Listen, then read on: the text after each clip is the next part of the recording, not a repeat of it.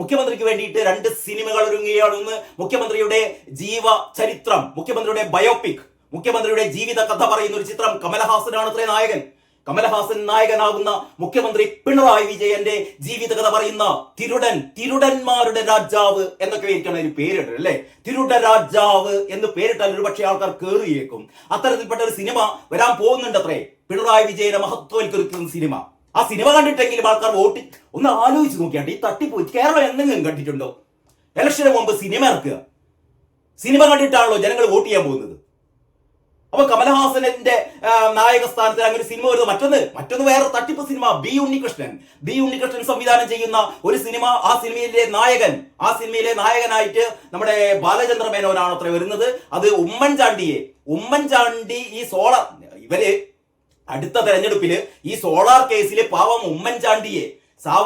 ഉമ്മൻചാണ്ടിയെ പ്രതിയാക്കി ഉമ്മൻചാണ്ടിയെ നരകതുല്യ ജീവിതത്തിലേക്ക് അഴിച്ചുവിട്ട് ഈ മറ്റേ പെണ്ണുങ്ങള് ആരാണ്, സ്വപ്നയല്ല, അതിനു മുമ്പുള്ള സരിത അപഖ്യാതികൾ പറഞ്ഞു, ഇല്ലാത്ത വ്യാജ ആരോപണങ്ങൾ പറഞ്ഞു, ഉമ്മൻചാണ്ടിയെ ഒരു സ്ത്രീ പീഡകനാക്കി. അവസാനമാണ് കോടതി കുറ്റവിമുക്തനാക്കുന്നത്. അതുവരെ ഉമ്മൻചാണ്ടിയെ സംശയം മുന്നയിൽ നിർത്തി അല്ലേ. ആ ഉമ്മൻചാണ്ടി സോളാർ കേസിൽ ഉമ്മൻചാണ്ടിയെ കുടുക്കിയത് ഈ കമ്മിക്കൂട്ടങ്ങളല്ല, അന്തം കമ്മികളല്ല എന്നും പറഞ്ഞിട്ട് ഒരു സിനിമ വരികയാണ്. കുടുക്കിയത് സ്വന്തം പാർട്ടിക്കാർ തന്നെയാണ്, കോൺഗ്രസുകാർ തന്നെയാണ് ഉമ്മൻചാണ്ടിയെ കുടുക്കിയത് എന്ന നരേഷനിൽ ബി ഉണ്ണികൃഷ്ണൻ സംവിധാനം ചെയ്യുന്ന ഒരു സിനിമ വരാൻ പോവുകയാണ് അത്രേ. അതിൽ നായകനായി അഭിനയിക്കുന്നത്, ഉമ്മൻചാണ്ടിയുടെ റോൾ അഭിനയിക്കുന്നത് ബാലചന്ദ്ര മേനോനാണ്. ചാണ്ടി ഉമ്മന്റെ റോൾ അഭിനയിക്കുന്നത് നിവിൻ പോളിയാണ് എന്നൊക്കെയാണ് കേൾക്കുന്നത്.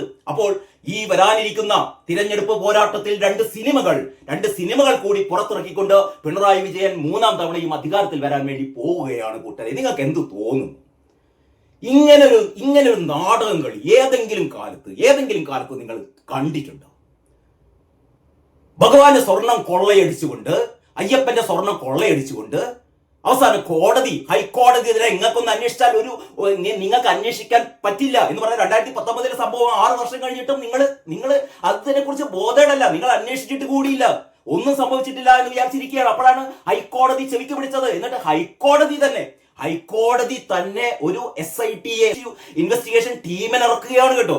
ഹൈക്കോടതിയുടെ നിർദ്ദേശാനുസരണം, ഹൈക്കോടതിയുടെ നേതൃത്വത്തിൽ, ഹൈക്കോടതിയുടെ നിരീക്ഷണത്തിൽ ഒരു SITക്ക് ഹൈക്കോടതി തന്നെ രൂപം കൊടുക്കുകയാണ്. എന്നിട്ട് ഉളുപ്പില്ലാതെ പറഞ്ഞുകൊണ്ടിരിക്കുകയാണ് ഞങ്ങൾ പറഞ്ഞിട്ട് കോടതി ഇതാ ഒരു അന്വേഷണ കമ്മീഷനെ തയ്യാറാക്കിയിരിക്കുന്നു എന്നൊക്കെയാണ് ഈ വങ്കന്മാർ പറഞ്ഞുകൊണ്ടിരിക്കുന്നത്.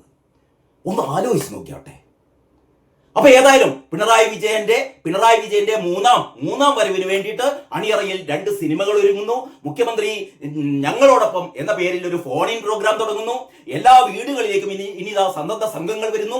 എന്നിട്ട് മുഖ്യമന്ത്രിയെ കുറിച്ച് അവർ എന്തൊക്കെയാണ് ഇനി ഞങ്ങൾ ചെയ്യേണ്ടത് എന്ന് അവർ ചോദിക്കും. നിങ്ങൾ പറയണം. കയ്യിൽ ചൂലുകൂടി കരുതുക. കാരണഭൂതത്തിനറിയാം എന്തായാലും ഈ വരുന്ന 2026 നടക്കാൻ പോകുന്ന തിരഞ്ഞെടുപ്പിൽ ഒരു പൂച്ചക്കുട്ടി പോലും ഞങ്ങൾക്ക് വോട്ട് ചെയ്യില്ലെന്ന് പിന്നെ നന്നായിട്ട് അറിയാം. ആരാ വോട്ട് ചെയ്യുക? എന്തിനാണ് കാരണഭൂതത്തിന്റെ സർക്കാരിനെ വീണ്ടും നമ്മുടെ തലയിൽ ഏറ്റുന്നത്? എന്തിനു വേണ്ടിയിട്ടാണ്? നാടിന് എന്തെങ്കിലും വികസന പ്രവർത്തനങ്ങൾ നടത്തിയോ? ജനങ്ങളെ നരകതുല്യരാക്കിക്കൊണ്ട് പോലീസ് സ്റ്റേഷനുകളിൽ ഗുണ്ടകളുടെ മർദ്ദനം, അതല്ലാത്ത രീതിയിലുള്ള ആരോഗ്യരംഗം ആകെ കുത്തഴിഞ്ഞു. വിദ്യാഭ്യാസം ഒരു ഡിപ്പാർട്ട്മെന്റ് പോലും, ഒരു നല്ല വകുപ്പ് എന്ന് പറയാവുന്ന ഒരു സാധനവും ഇല്ല.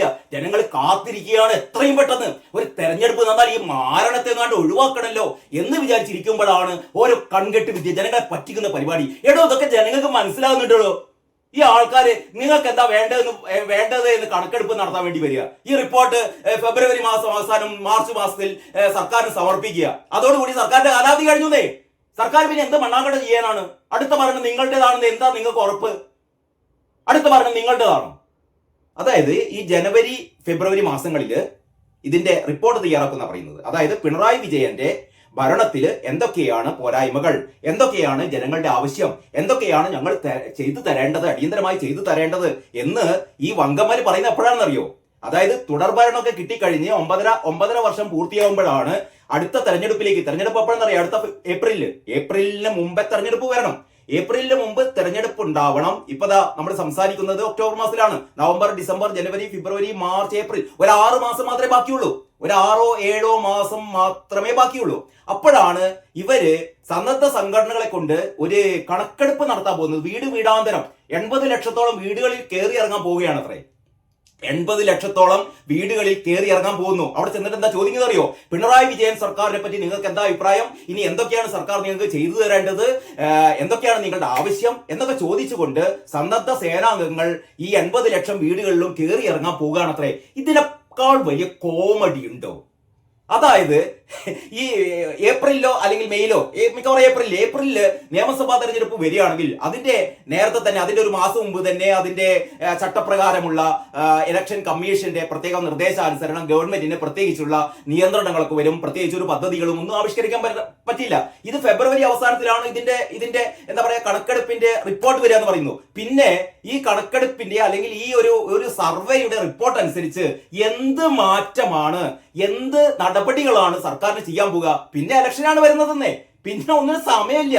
ഇത് യഥാർത്ഥത്തിൽ അധികാരമേറ്റ ഉടനെ ഇങ്ങനെ ഒരു സർവേ നടത്തുകയാണെങ്കിൽ നമുക്ക് മനസ്സിലാക്കാം. ഇതിനൊരു ലോജിക് ഉണ്ട്. എന്തൊക്കെയാണ് സർക്കാർ ചെയ്തു തരേണ്ടത്, എന്താണ് ജനങ്ങളുടെ ആവശ്യം, എന്തിലൊക്കെയാണ് പ്രയോറിറ്റി തുടങ്ങിയ കാര്യങ്ങളൊക്കെ സർക്കാർ അന്വേഷിക്കുകയാണെങ്കിൽ അതിന് ഒരു ലോജിക് ഉണ്ടായിരുന്നു. ഇപ്പൊ അതല്ല. ഇപ്പം ഈ മുടിഞ്ഞ ഭരണം എങ്ങനെയെങ്കിലും പണ്ടാറടിക്ക് തീരട്ടെ എന്ന് വിചാരിച്ച് ജനങ്ങൾ ഇരിക്കുമ്പോഴാണ് നിങ്ങൾക്ക് ഇനി എന്താ വേണ്ടത്, നിങ്ങൾക്ക് ഇനി എന്താ ചെയ്തു തരേണ്ടതെന്നും അന്വേഷിച്ചിട്ട് ആൾക്കാർ വരുന്നത്. ജനങ്ങൾ ചൂലെടുത്തിട്ട് ഓടിക്കും ഇവരൊക്കെ. സന്നദ്ധ സേനാംഗങ്ങൾ ഈ പുതിയ യുവജനങ്ങളെയൊക്കെ അല്ലെങ്കിൽ യുവതികളെയൊക്കെ ഇതിലേക്ക് ക്ഷണിക്കുന്നു എന്നാ പറയുന്നത്. ഇതിലേക്ക് വേണ്ടിയിട്ട്, ഈ ഒരു സർവേക്ക് വേണ്ടിയിട്ട്. പൊന്നു മക്കളെ, ഈ നിങ്ങൾ സർവേ എന്ന് പറയാണ്ട് വീട്ടിലേക്ക് ചെല്ലുമ്പോഴേ അവിടെ ചൂലിയായിട്ട് ഇരിക്കുന്നുണ്ടാവട്ടോ ഓടിക്കാൻ. ശ്രദ്ധിച്ച് പോകണം കേട്ടോ. ഇമാതിരി വേഷം കെട്ടലുകൾ നിങ്ങൾ നോക്കണം. നമുക്ക് അറിയാം, കഴിഞ്ഞ ഈ ലോക്സഭാ തെരഞ്ഞെടുപ്പിന്റെ മുമ്പേ ആയിരുന്നു ഇവിടെ നവകേരള സദസ് എന്നും പറഞ്ഞു ഇതേപോലെ ജനങ്ങളുടെ അടുത്തേക്ക് മന്ത്രിമാര് ഏതാണ്ട് ഒരു 10-40 ദിവസം ഇവിടുത്തെ മന്ത്രിമാര് മുഴുവനും നവകേരള ബസ് എന്നും പറഞ്ഞുകൊണ്ട് ഏതാണ്ട് 1.25 കോടിയുടെ ഒരു ബസ്സിലിരുന്ന് കണ്ട് ഒരു യാത്ര നടത്തി. ഈ കേരളം മുഴുവൻ ഒരറ്റം മുതൽ മറ്റേ അറ്റം വരെ യാത്ര നടത്തി. എന്നിട്ട് എന്ത് മണ്ണാൻ കട്ടി ഇവിടെ സംഭവിച്ചത്?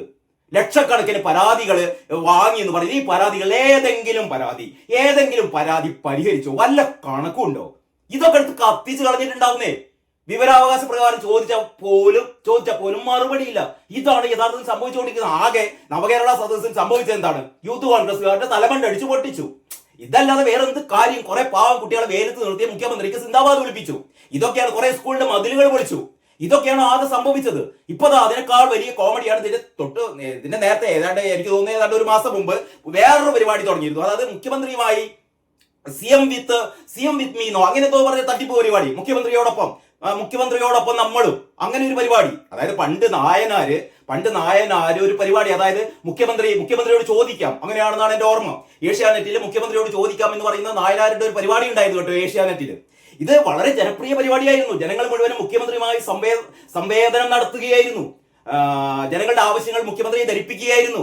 മുഖ്യമന്ത്രി അത് കേട്ടിട്ട് അതിനുള്ള നടപടിക്രമങ്ങൾ എടുക്കുമായിരുന്നു. ആരുടെ കാലത്ത്? നായനാരുടെ കാലത്ത്. അത് ഏറ്റവും രസകരമായ ഒരു പരിപാടി കൂടിയായിരുന്നു കേട്ടോ. ഇപ്പോൾ കാരണഭൂതം ഇതെല്ലാം പാടെ കണ്ടിട്ടാണ് കാരണഭൂതം ഇപ്പം ഈ അവസാനം കാരണഭൂതത്തിനറിയാം എന്തായാലും ഈ വരുന്ന ഈ 2026 നടക്കാൻ പോകുന്ന തിരഞ്ഞെടുപ്പിൽ ഒരു പൂച്ചക്കുട്ടി പോലും ഞങ്ങൾക്ക് വോട്ട് ചെയ്യില്ല എന്ന് പിന്നെ നന്നായിട്ട് അറിയാം. ആരാ വോട്ട് ചെയ്യുക? എന്തിനാണ് കാരണഭൂതത്തിന്റെ സർക്കാരിനെ വീണ്ടും നമ്മുടെ തലയിൽ ഏറ്റുന്നത്? എന്തിനു വേണ്ടിയിട്ടാണ്? നാടിന് എന്തെങ്കിലും വികസന പ്രവർത്തനങ്ങൾ നടത്തിയോ? ആകെ ജനങ്ങളെ നരക തുല്യരാക്കിക്കൊണ്ട് പോലീസ് സ്റ്റേഷനുകളിൽ ഗുണ്ടകളുടെ മർദ്ദനം, അതല്ലാത്ത രീതിയിലുള്ള ആരോഗ്യരംഗം ആകെ കുത്തഴിഞ്ഞു. വിദ്യാഭ്യാസം ഒരു ഡിപ്പാർട്ട്മെന്റ് പോലും, ഒരു നല്ല വകുപ്പ് എന്ന് പറയാവുന്ന ഒരു സാധനവും ഇല്ല. ജനങ്ങൾ കാത്തിരിക്കുകയാണ് എത്രയും പെട്ടെന്ന് ഒരു തെരഞ്ഞെടുപ്പ് നടന്നാൽ ഈ മാരണത്തെ എങ്ങാണ്ട് ഒഴിവാക്കണമല്ലോ എന്ന് വിചാരിച്ചിരിക്കുമ്പോഴാണ് ഓരോ കൺകെട്ട് വിദ്യ ജനങ്ങളെ പറ്റിക്കുന്ന പരിപാടി. ഇതൊക്കെ ജനങ്ങൾക്ക് മനസ്സിലാവുന്നുണ്ടോ?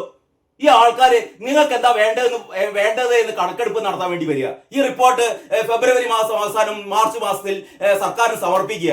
അതോടുകൂടി സർക്കാരിന്റെ കാലാവധി കഴിഞ്ഞേ. സർക്കാർ പിന്നെ എന്ത് മണ്ണാങ്കട്ട ചെയ്യാനാണ്? അടുത്ത ഭരണം നിങ്ങളുടേതാണെന്ന് എന്താ നിങ്ങൾക്ക് ഉറപ്പ്? അടുത്ത ഭരണം നിങ്ങളുടേതാണോ?